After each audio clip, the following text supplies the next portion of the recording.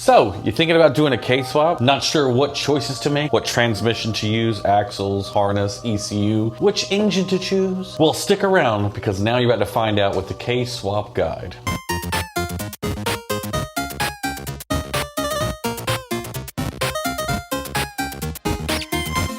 What up, kids? Welcome to the channel. Before we get started, I just want to give a big thank you to everybody that has hit the store, HondaStreetGarage.com store, and picked up stickers. Thank you guys so much. I'm going to have a discount code at the end of this video to get some extra hookups on that because you guys have been killing it. The reason why we're going to be talking about a K-swap guide is because I probably get at least 5 to 10 questions a month on K-swap choices, you know, which transmission, which ECU, which harness, axles, and all the stuff that comes along with it. So I figured I would use this as an opportunity to kind of give you guys some insight on how you should choose your parts, because the way that you choose them can save you money, or it can save you headache and time down the road. There are a couple options, so let's talk about them. First up is engines.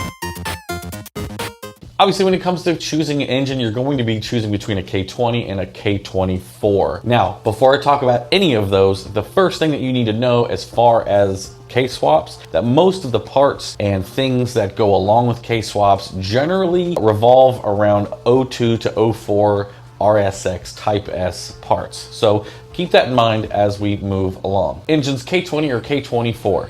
Now there's different variants of these engines, and I could probably make an entire video, and there's a lot of other videos out on YouTube that can kind of dig into which engine you should choose. Most people may go for a K24A2 or a JDM K24A because it is definitely the biggest bang for buck. You get 200 horsepower and I believe at least 150, 160 pound-feet of torque. It's an amazing engine for what it is. However, using this engine for the most part will require you using K-Pro. If you were to go pick up a K24 from an engine importer, you can get those for about 700 to 900 ballpark, with shipping obviously and all that stuff varies. With that, you're going to have to use K-Pro. K-Pro generally costs somewhere around, sometimes you can get it used, you can get version 3 from $500 to $1,000 basically. So when you put those two costs together, and we haven't even gotten to the transmission, the K24's price point may seem a little not as good as it seems. Now when it comes to K-swaps, the K20A2 has been the home base, the central engine that the K-swap has been based around. Now there is one advantage to using a K20A2. Now of course you can use a K20A3 out of say a Civic Si, but the biggest plus for using a K20A2 out of an RSX Type S is the fact that you can actually use a PRC ECU. Now what is a PRC ECU? It is a JDM Type R ECU, and the thing that makes this ECU easy to use is that it plugs right in and you don't need an immobilizer to run this ECU, and you can find this ECU anywhere from $250 to $350. A K20A2 engine will run you somewhere about $1,000, ballpark that. So when you add these two costs together, if you want to run a PRC to get your car running for the time and maybe get K-Pro later, it's a great way to save some money. But of course, that doesn't account for the fact that you might be able to get a good deal. Somebody might be able to hook you up with an engine for a good price or an ECU for a good price, and then therefore you're good to go. But the great thing about engine choice when it comes to a K-swap, it's almost like you can choose the lesser power engines first, and then once you go K-series, you can always put whatever engine in you want because you've already got everything else done, the transmission, axles, mount, wiring, and all that stuff. Next up is transmissions. Now the go-to gearbox for a K-swap is an 02 to 04 RSX Type S 6-speed transmission. But understanding the reason why is important because there are definitely other transmission choices. On the downside, you get the 4.3 final drive, which isn't really a downside. It really has to do with, you know, tire size, wheel size that makes a difference. But the great thing about this transmission is that it uses a traditional speed sensor, so you won't have any issues using a speed sensor for your gauge cluster. And if you use a PRC ECU, you won't have any issues there. And of course, it's a 6-speed. It should also be mentioned that a EP3 5-speed transmission is just as good because the 5th gear in an EP3 transmission is just about the same ratio as the 6th gear in the 6-speed transmission, if that makes any sense. And the great thing with the EP3 is that it uses a traditional speed sensor as well. Now, when you're looking at the RSX Type S 0506 transmissions, it has a 4.7 final drive, but it has the new wave speed sensor that reads way higher, and it's a lot more hassle to kind of deal with. Again, you need K-Pro version 4 to read this sensor, And if you don't have that, you then need like something like the hybrid racing or K-tuned speed converter that will allow you to run that speed sensor in your car. So keep that in mind. That's another cost if you go with the other transmission, as well as the K20Z3 transmission. Now, the benefit of this transmission is that it has an LSD, but it should also be kept in mind that that transmission requires a different shifter box and cables. So keep that in mind when choosing a transmission. And again, I wouldn't hesitate using a 5-speed transmission. I personally prefer the ease of use with the speed sensor overall because I've had issues and dealt with it, and it can be a headache. Next up is wiring. And the big thing when it comes to wiring, again, is understanding that the right thing to use is an 02 to 04 RSX Type S. It's going to be the easiest harness to use. Now, there are other harnesses out there. I believe the CRV manual transmission harness works. I believe that there's the Element harness can be modified to work. You might be able to find those and save some cost if you're savvy and you can adjust wiring and you can depen wires and actually trace everything.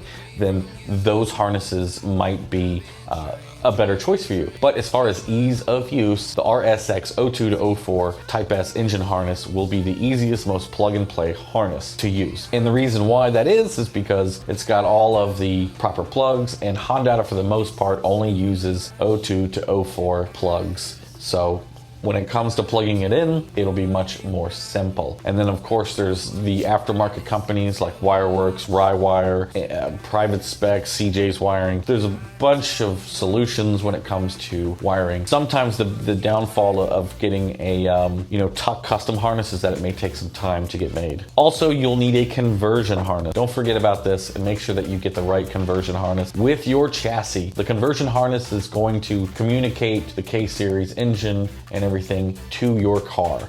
So it actually has the third plug for the ECU, and it goes over to the dash side. It makes it so that everything works when you plug everything up. There's lots of companies that make conversion harnesses, Hybrid Racing, Wireworks, K-Tuned, and all the lot. There's plenty of those that you can use. Clutches, flywheels, and axles.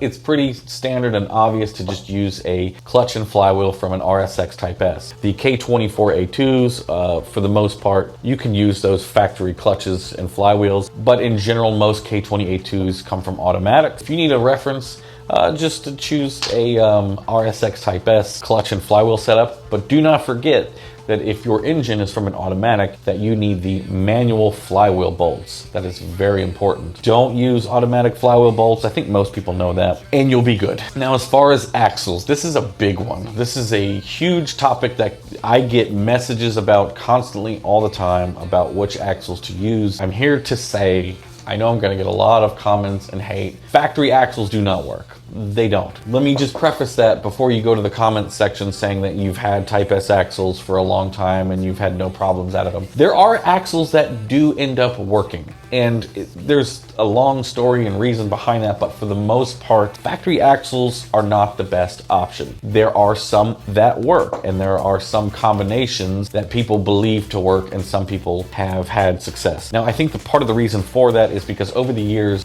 engine mount kits have changed and been modified and adjusted a little bit over time. And the thing to remember is when companies like Hotsport or Innovative, they actually design the engine mounts, they make sure that they can get the engine to fit in there properly first, and they think of axles second. They don't think, okay, what axles can we use with this? Let's make the mounts work with these axles. They don't think like that. I know a lot of people think that is the case, and that's not true at all. When it comes to axles, there are companies that make the proper length K-swap axles like Hotsport, Insane Shafts, Drive Shaft Shop, and I've actually installed a set on a car, David Patterson's car. The main common reason why stock axles do not work is mostly because the passenger side axle is not long enough. Some people will swap out certain years, but you'll have certain binding going on. So best thing to do is get K-swap axles if you're using with a Civic or Integra, and you'll be good to go. The chassis where it does work is the EFs. The EFs are actually tucked in a little bit more, far more common where OEM axles can work with EF chassis. Just keep that in mind. I know there's a lot of debate about this, but if you're telling people something that you know works with 100%, I've got Hotsport axles in my current vehicle, and I've used Insane Shafts, and I've got friends that use Insane Shafts, and they've had no problems. But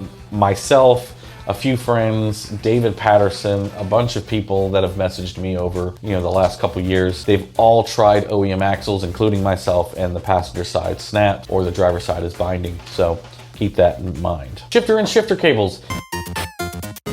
It's super common for people to use the RSX Type S shifter box and shifter cables. And what's great about this is these are kind of cheap and plentiful if you get OEM units, or you can even go to a junkyard and pull one. Even the RSX base 5-speed shifter box and shifter cables will work, so you can save a couple bucks there. And also keep in mind that if you want to use a Z3 transmission, that requires a different shifter box and cables, so do your research. Now there is a way that you can use the RSX shifter box and shifter cables and shifter selector with the Z3 transmission, but it requires you modifying the Z3 trans. I believe you have to drill a hole and tap it to get the shift selector to work with that transmission. But it can work great. I've seen people have great success with them. If you're really into using the Z3 trans, just be aware of that's something that you're gonna have to deal with and modify. Temperature sensor.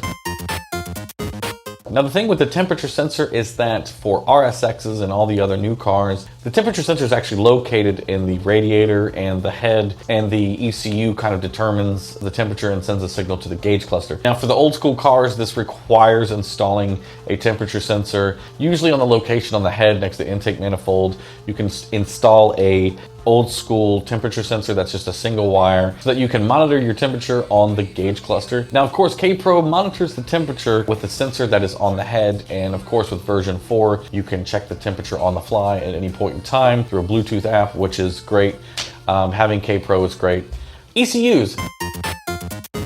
So Honda K-Pro is the go-to ECU for the most part when it comes to K-swaps. It's generally affordable, it's super versatile, and of course you can use the PRC ECU, which is the Type R ECU, which is the factory OEM Type R ECU. Then you can use a few other OEM ECUs with an immobilizer. And then of course there's AEM, which is more expensive, Haltech and Motec if you really plan on spending the big bucks. But most people are going to take the option of Honda K-Pro just to keep things simple and easy. The K-Manager program is really easy to use and shouldn't have much trouble with that.